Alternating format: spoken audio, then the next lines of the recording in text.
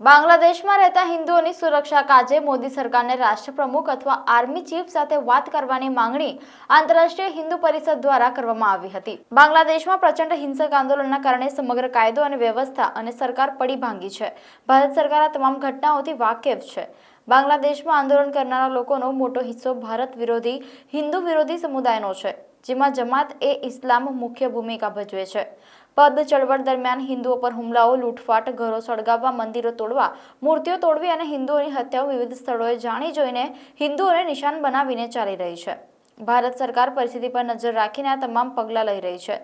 International Hindu કાઉન્સિલની માંગ છે કે બાંગ્લાદેશના હિન્દુઓને સુરક્ષિત રાખવામાં આવે અને બાંગ્લાદેશના હિન્દુઓની સુરક્ષા માટે બાંગ્લાદેશના આર્મીના વડા સાથે સીધી વાતચીત થવી જોઈએ, જેઓ બાંગ્લાદેશમાં હજુ પણ નિયંત્રણમાં છે।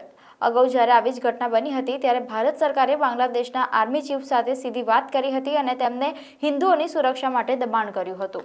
2 દિવસ પહેલા બાંગ્લાદેશની અંદર જે વ્યવસ્થા સર્જાઈ છે અને સરકાર વિરુદ્ધ જે આંદોલન પ્રદર્શનો થયા છે અને ત્યાં જે ધમાલો થઈ, જેના કારણે ત્યાં મંદિરો પર અને ત્યાંના સ્થાનિક હિન્દુઓ પર મોબ લિંચિંગ જેવી ઘટનાઓ થઈ રહી છે અને ત્યાં હિન્દુઓના મંદિરો સળગાવવામાં આવી રહ્યા છે, મંદિરો તોડવામાં આવી રહ્યા છે। આ ઉપરાંત કેટલાય હિન્દુઓને હત્યા કરવામાં આવી છે।